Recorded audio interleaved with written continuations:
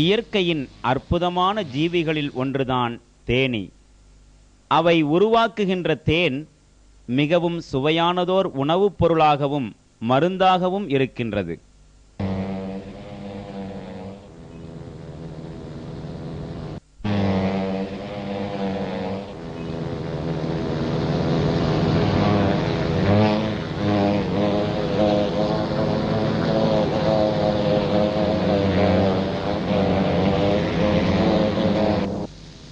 மிகவும் நுட்பமாக உருவாக்குகின்ற தேன்கூட்டில் அவை வசிக்கின்றன. ஒவ்வொரு தேன்கூட்டிலும் தேன் இருக்கும் அறுகோணமான அறைகள் இருக்கும்.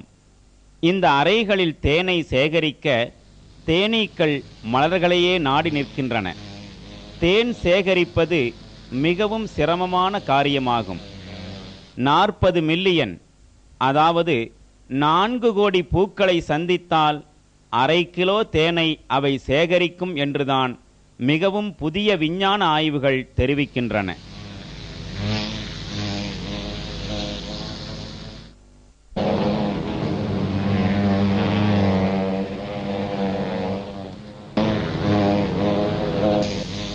இந்த பூக்களை அடையாளம் காணுவதே மிகவும் சிரமமான காரியமாகும். இதற்காக தேனீக்கள் தங்களின் கூட்டத்திலிருந்து திசை ஆய்வாளரையும் உணவு சேகரிப்பாளரையும் தனித்தனியே நிர்ணயம் செய்து கொள்கின்றன. செய்தி சேகரிக்கும் இந்த தேனீக்கள் பூக்கள் இருக்கும் இடத்தினை அறிந்து கொள்வது எவ்வாறு? திரும்ப வழிதவறாது கூட்டை அடைந்து கொள்வதற்கான பாதையை அறிந்து கொள்வதும் எவ்வாறு? தேனிருக்கும் பூக்களின் இடத்தை தனது சக தோழர்களுக்கு எவ்வாறு தெரிவிக்கிறது? இந்த கேள்விகள் நம்மை சில ஆச்சரியமான விஷயங்களின் பக்கம் கொண்டு செல்கிறது. திரையில் நீங்கள் பார்ப்பது தேனிருக்கும் மலர் அரும்புகளை கண்டுகொண்ட ஒரு தேனீயைத்தான். இந்த செய்தி சேகரிப்பாளரின் பணி தான் கண்டுபிடித்த பூக்களை பற்றி தனது சக தோழர்களுக்கு அறிவிப்பதாகும். முதலில் தான் கண்டுபிடித்த தேனின் குணங்களை பற்றி கூட்டிலுள்ள தனது தோழர்களுக்கு விவரம் தெரிவிக்கிறது. இதற்காக தேனின் சிறு பாகத்தை தோழர்களுக்கு கொடுக்கிறது. அதைத்தான் இங்கே நாம் காண்கிறோம். பிறகு பூக்கள் இருக்கும் திசையை அறிவிக்கும் முக்கிய பணியை செய்கிறது. இதனை அவை ஒரு வகை நடனத்துடன் செய்து காட்டுகின்றன. கூட்டின் நடுவில் தனது உடல் முழுவதையும் குலுக்கியவாறு ஒரு நடனத்தை அது ஆரம்பிக்கிறது. பூக்களின் இடத்தை பற்றி துல்லியமாக விவரம் தெரிவிக்க இந்த ஆட்டத்தால் முடியும் என்பதை நம்ப முடியவில்லை எனினும் உண்மை அதுதான்.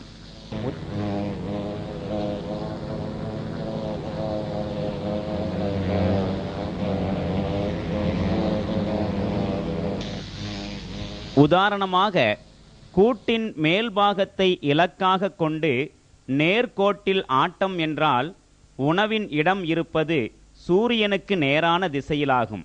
வேறு இடத்தில்தான் பூக்கள் இருக்கிறதெனில் அந்த திசை நோக்கியே டான்ஸ் அடையாளம் அமையும். இப்போது தேனீ வலது பாகத்தை நோக்கி நடனம் செய்கிறது. வலது பாகத்தில் 90 டிகிரியில் பூக்கள் இருப்பதை இது தெரிவிக்கிறது. கூட்டின் இடதுபுறம் மேல் நோக்கி 45 டிகிரி சரிவாக பூக்கள் இருக்கிறது என்பதை தனது தோழர்களுக்கு இந்த செய்தி சேகரிப்பாளன் தெரிவிக்கின்றான். இங்கே சில கேள்விகள் எழலாம். சூரியனின் திசையில் பூக்கள் இருப்பதை இவை காட்டுகின்றன என்றால் சூரியன் கொஞ்சம் கொஞ்சமாக நகர்ந்து கொண்டல்லவா இருக்கிறது? சூரியன் ஒவ்வொரு நிமிடத்திலும் 1 டிகிரி மேற்கு திசை நோக்கி நகர்கிறது. இது தேனீக்கு குழப்பத்தை ஏற்படுத்திவிடும் என நாம் நினைக்கின்றோம். ஆனால் அற்புதமான கணக்கிடும் வித்தையால் அவைகளுக்கு சிறிதும் தவறு நிகழ்வதே இல்லை. செய்தி சேகரிப்பாளரான இந்த தேனீக்கு பூக்கள் இருக்கும் இடத்தை தெரிவிக்கும் ஆற்றல் மட்டுமல்ல, அந்த இடத்திற்கான தூரம் எவ்வளவு என்பதை தெரிவிக்கும் ஆற்றலும் உண்டு.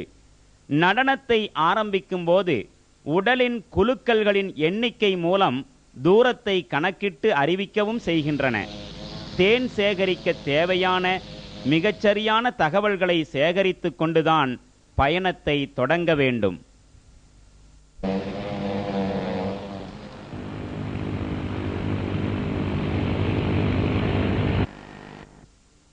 கலிபோர்னியாவில் நடைபெற்ற ஒரு சோதனையின் போது சர்க்கரை கரைசல் நீர் கொண்ட 3 பாத்திரங்களை வெவ்வேறு இடங்களில் வைக்கப்பட்டது.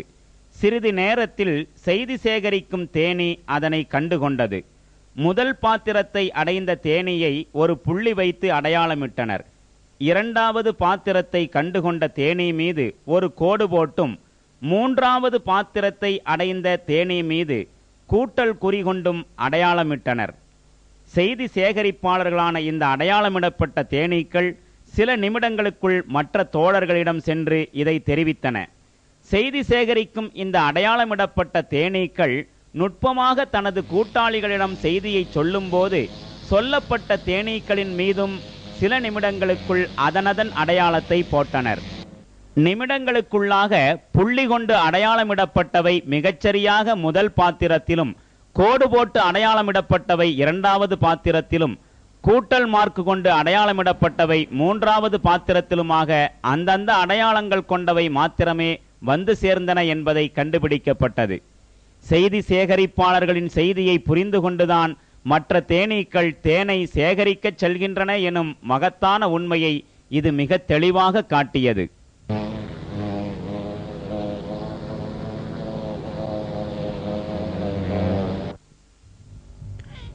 இவ்வளவு உன்னதமான நடைமுறைகள் தேனீக்களுக்கு எவ்வாறு கிடைத்தது என்ற கேள்வி மிக முக்கியமானதாகும்.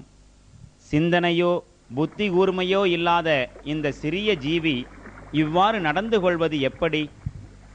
உணவுகளின் அரும்புகளை கண்டுபிடித்து கூட்டாளிகளுக்கு விவரம் தெரிவிக்க முடிவது எவ்வாறு? நடனத்தின் வழியாக நுட்பமாக கருத்தை வெளிப்படுத்துவது எவ்வாறு? நுட்பமான சலனங்கள் விரைப்புகளையும் கொண்டு கருத்து பரிமாற்றம் நடத்தி கொள்ள எவ்வாறு முடிந்தது? இந்த எல்லா கேள்விகளுக்கும் பதில் சொல்ல இயற்கைவாதிகளால் முடியவே முடியாது. படைப்பாளனின் உண்மையினைத்தான் ஒவ்வொரு சிறு ஜீவியும் நமக்கு தெரிவிக்கின்றன.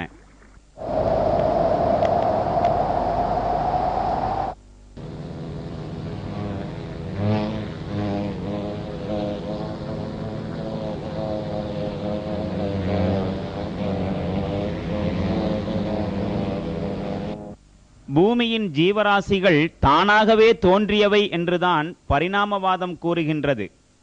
ஆனால் தேனீக்களின் சுபாவங்களை பற்றி இந்த சித்தாந்தம் தருகின்ற விளக்கங்கள் எல்லாம் பரிபூர்ணமான தோல்வியை தழுவியிருக்கின்றன. முன்னர் கூறிய தேனீக்களின் ஒவ்வொரு நடவடிக்கைகளும் அவை படைப்பாளனால் நிர்மாணிக்கப்பட்டவை என்பதையே தெளிவுபடுத்துகிறது.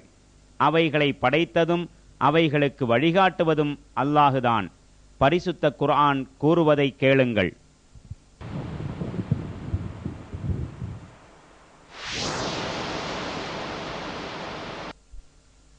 وَأَوْحَى رَبُّكَ إِلَى النَّحْلِ أَنِ اتَّخِذِي مِنَ الْجِبَالِ بُيُوتًا وَمِنَ الشَّجَرِ وَمِمَّا يَعْرِشُونَ